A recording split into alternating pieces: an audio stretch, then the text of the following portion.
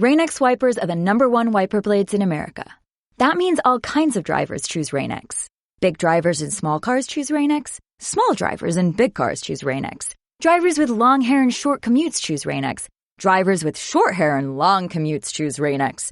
Drivers with pets on board, babies on board, and bored babies on board choose Rain-X. Basically, drivers who love a clear view of the road all choose Rain-X wipers, the #1 wiper blades in America. Are you really buying a car online on AutoTrader right now? Really, I can get super specific with dealer listings and see cars based on my budget. You can really have it delivered. Or pick it up. Mommy, look! I think your kid is walking up the slide. Really? AutoTrader. Buy your car online. Really? The Roger Stone Show on the Red Apple Podcast Network. Well, of course, the Iranian regime warned any attack on them, they would try to close the Straits of Hormuz, where somewhere between 25 and 40% of the world's oil must flow. On this show last weekend, General Michael Flynn said he thought the U.S. Navy was more than sufficient in keeping the straits open. The regime continues to use both rockets and drones, but I think it's just a matter of time before the president gets the straits open. There has, of course, been a temporary increase in fuel prices. I see that New York City billionaire John Katsimatidis, speaking to Forbes, he heads the United Refining Company, a very large gas station powerhouse, says he believes this is a temporary fluctuation and encourages people, as I do, to avoid panic and suffer for a month or perhaps a bit more, but not much, so that we can take out the terrorists. I agree with Katsimatidis. I think this is a temporary aberration. In fact, low gas prices has to be one of the cornerstones of the 2026 elections. So I think that is an accurate analysis. We are continuing to look at the coming up. Just down there. Okay, with Joby, here we go. All right, yes, Joby Weeks is standing by. I apologize. Somebody just gave me a news item. So Joby Weeks is one of the early pioneers in the crypto world. He's a solid patriot, libertarian. His story is a horrific story of governmental overreach and jackbooted authoritarianism. Joby, welcome to the Roger Stone Show. Well, it's great to be here, Roger. Thanks for having me on. Someone's just handing me a story on you. I apologize for getting distracted there. To tell us a little bit about your family, first of all. Sure. Well, Prince Henry Sinclair came over 100 years before Columbus in 1392 and mapped out America, the United States, from Boston all the way up to the St. Lawrence River. And then they came over on the Mayflower and were part of the Pilgrim crew. And, they were officers in the American Revolution. In fact, Arthur Sinclair was one of the 10 presidents that we had under the Articles of Confederation. We had 10 presidents before George Washington from 1776 to 1787. And then Washington was actually our 11th president, first under the Constitution, but the 11th president of the United States. So my dad was a history and economics teacher, and when he told me that there were guys like John Hanson, Thomas Mifflin, and Thomas McKean, and Elias Boynet, and of course Arthur Sinclair, I was shocked to find out that was a piece of history that a lot of people in a lot of schools weren't taught. My great-grandfather was Secretary of War under Presidents Harding and Coolidge. He was on the Monetary Commission that actually passed the Federal Reserve Act back in 1913. He was, his son Hornblower and Weeks financed Boeing and Lockheed Martin and all that kind of stuff. And then his son, Sinclair Weeks Jr., he was the Secretary of Commerce under President Eisenhower. So I grew up on the East Coast, and into this political family, the blue blood Republican establishment. And my dad became a Christian, and he decided to go to Colorado to be ski patrol. And so I was born in Colorado. He and my mom met in Steamboat. And, but, you know, he kept me up on the family history, and I would go to these events called, like, the Sons of the American Revolution, or CAR and DAR and SAR, et cetera. And, in fact, we have an organization called the Anderson House. It's the Society of the Cincinnati there in Washington, D.C. So it's cool to know that, you know, the family's been here and helped create this great country, and I'm wanting to do my part in helping restore the republic. So tell us this sordid tale about your embarking into the crypto world and how federal regulators and then prosecutors have sought to destroy you. Yeah, it's a crazy story of lawfare, and if anybody knows about lawfare, it's you and President Trump and Michael Flynn. I remember watching Sean Stone's video that he did on you guys dealing with the lawfare called All the President's Men. And so it resonated with me. Back when nobody knew what Bitcoin was, I was part of an organization called the Liberty Dollar, and we were minting gold and silver coins. We minted hundreds of millions of dollars of lawful money, not legal tender, but actual gold and silver coins, and had about 20,000 merchants that would accept our money for their goods and services. And then Bitcoin came out, and because we had the mint, nobody knew what a Bitcoin was, so we designed the Bitcoin logo, and on the back side of these, we called them cold storage coins, we would laser etch the private key to the coin. So you had a fireproof and floodproof Bitcoin wallet, and those things went viral. The whole world now has seen the Bitcoin logo. It's a very famous image.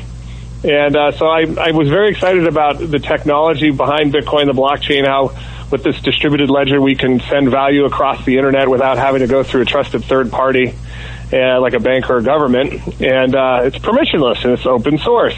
So I was like, hey, we can trust in math instead of these bankster gangster guys that just create trillions and trillions of dollars out of thin air, making all of our money worth less and less and less. Inflation is theft. It's a tax.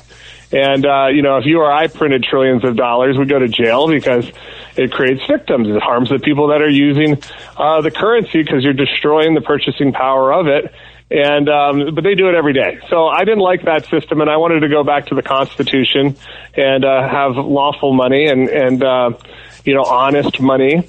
And I didn't like the fact that they're hypothecating humans. Our money isn't backed by gold and silver. It's backed by bonds, backed by birth certificates, backed by the government's ability to tax us. So I didn't like the idea of us being slaves to these debt slaves to the banking cartel. And so I really embraced Bitcoin. I started speaking all over the world. I went to 175 countries, lecturing about specifically Bitcoin mining. We had a company that made chips to help process the transactions and secure the blockchain, these little computers. And, you host a node in your house, or you could host it at our data center.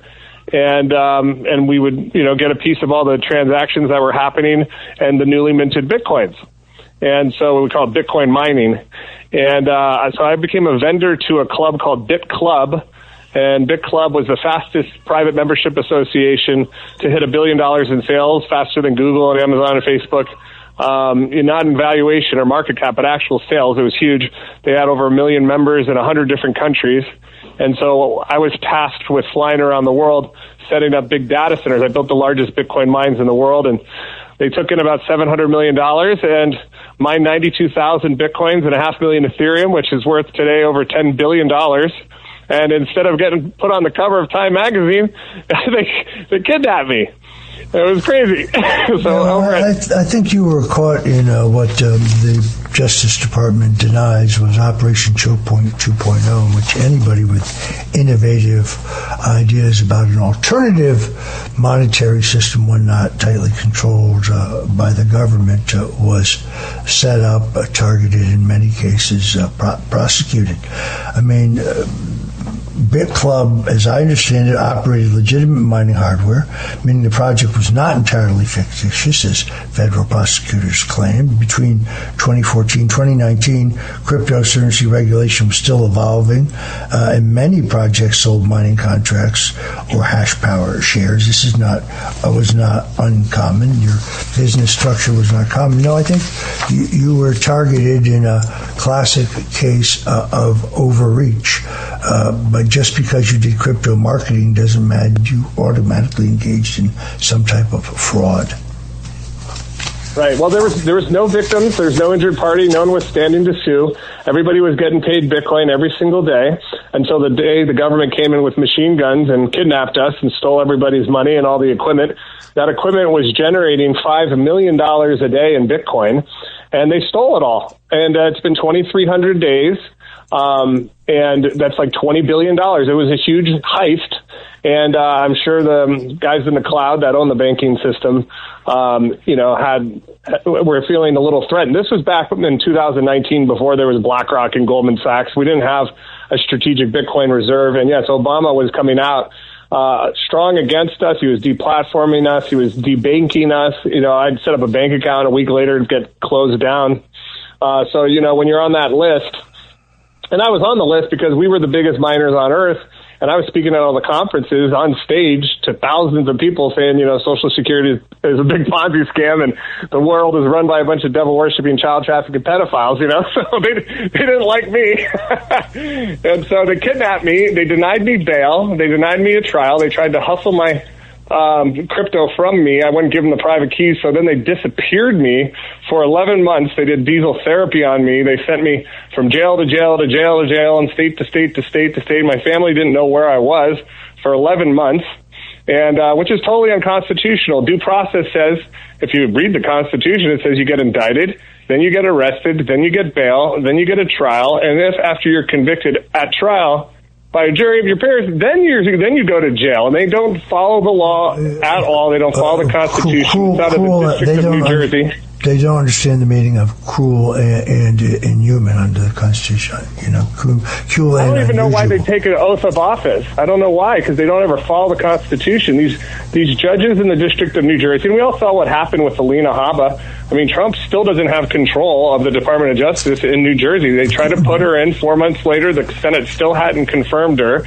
The judges got together, put somebody else in, and Pam Bondi came in, fired that person, put Alina Habba back in, and then the judges all got together and said, we got to, kick out Alina Habba. It's unconstitutional, they said. And so these are the judges that I'm going up against. I mean, if Trump really wanted to get a little revenge on these judges, all we'd have to do is pardon me and send the message back to them. Late last week, the current operating situation at the U.S. Attorney's Office in Newark was declared illegal. So the judges will now move to fill the vacancy, and we'll see if Attorney General Todd Blanche has done, as he's done in 2 other jurisdictions, immediately fires that person, appoints a new interim U.S. attorney, which I believe he has the right to do under the law. We'll be back with Joby Weeks on the other side. Don't go away. It's tax season, and at LifeLock, we know you're tired of numbers. But here's a big one you need to hear.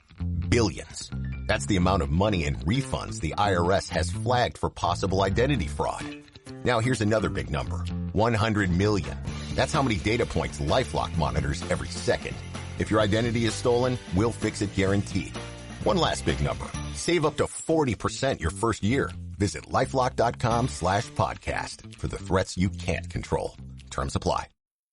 It's not just something you made. It's the privilege that you get to work with your hands. It's building something that serves a purpose. Proof that you have the grit to keep going. At Timberland, we understand you take your craft seriously, and we do too, which is why our products are built to the highest quality. We put in the work so you can perfect yours, with purpose in every detail and crafted with intention. Timberland, built on craft. Visit Timberland.com to shop. Eczema is unpredictable, but you can flare less with Ebglyss, a once-monthly treatment for moderate to severe eczema. After an initial 4-month or longer dosing phase, about 4 in 10 people taking Ebglyss achieved itch relief and clear or almost clear skin at 16 weeks. And most of those people maintain skin that's still more clear at 1 year with monthly dosing. Ebglyss, lebrikizumab LBKZ, a 250 milligram per 2 milliliter injection, is a prescription medicine used to treat adults and children 12 years of age and older who weigh at least 88 pounds or 40 kilograms with moderate to severe eczema, also called atopic dermatitis, that is not well controlled with prescription therapies used on the skin or topicals, or who cannot use topical therapies. Ebglyss can be used with or without topical corticosteroids. Don't use if you're allergic to Ebglyss. Allergic reactions can occur that can be severe. Eye problems can occur. Tell your doctor if you have new or worsening eye problems. You should not receive a live vaccine when treated with Ebglyss. Before starting Ebglyss, tell your doctor if you have a parasitic infection. Ask your doctor about Ebglyss and visit ebglyss.lilly.com or call 1-800-LILY-RX or 1-800-545-5979. With Venmo Stash, a toggle on one hand and ordering a ride in the other means you're stacking cash back. With Venmo Stash, get up to 5% cash back when you pick a bundle of your favorite brands. Earn more cash when you do more with Stash. Venmo Stash terms and exclusions apply. Max $100 cash back per month. See terms at venmo.me/stash terms. And we're back. We're talking to Joby Weeks. Joby Weeks has been a victim of lawfare, early pioneer in the crypto space, now fighting outrageous overcharges by the federal government. Tell me, Joby, about your legal experience here, because when I was falsely charged, I had the naive idea that I was actually going to get a fair trial and I'd be able, even the law didn't require me to prove my innocence, it required them to prove my guilt. In truth, you have to prove your innocence, and I was confident I could do so. Little did I know the judge would not allow me to produce any of the evidence or witnesses or testimony that I wanted to present at trial. No, the District of New Jersey is totally out of order. It's run by the mafia, and it's a horrible situation that I've found myself in. The judge has granted 33 continuances to the government. I've been sitting here on an ankle bracelet on house arrest for 6 years, almost 7 years now. This happened in 2019. And listen, they stole all my assets without due process. They denied me discovery. I had spent about $5 million on attorneys, the best ones you can get. I had David Boies, the law school at Yale is named after the guy. Hunter Biden worked for him for 10 years, and I figured this is Biden lawfare. I should hire these deep state CIA guys because this is a political case. It's not a legal case. The government has no. They have no victims. They can't take this to trial, and so they just keep pushing it out. So after doing that, I fired everybody. I decided to bring Alan Dershowitz on to write a white paper on this, since he's been a constitutional scholar at Harvard for 50 years. And I decided to write my own motions in a way that they're formal complaints. When you submit a complaint to the government, an officer of government, if they do nothing about it, it's called a misprision of a felony, and they become accessories after the fact. So 3 prosecutors quit, 3 more jump on, they read what I wrote, they quit. 3 more jump on, they read what I wrote, they quit. 3 more jump on. I've gone through 12 prosecutors now. I'm sitting here. I can't get fresh air or sunlight. If you go to freejoby.com, you can watch the documentary that Mickey Willis made at freejoby.com. But I can't go anywhere, do anything, have a job, can't have a computer, use Bitcoin. The Constitution guarantees you a speedy trial, so it is obvious that the government doesn't really want to try this case. No, they've made so many loopholes to violate the Constitution. You get a speedy trial unless it's a complex case, and then the judge rules that on ends of justice ruling, and she waives your speedy trial for you. And then they say you have a right to bail unless you're a flight risk, and you have a right to bear arms. It shall not be infringed. It doesn't say unless you're a felon. So they make all these loopholes to violate our rights. Yeah, sadly, I think some of the lawyers you paid were glad to see you convicted and happy to take your money, but that's a whole different question. The 2 kinds of lawyers, they're the former federal prosecutors.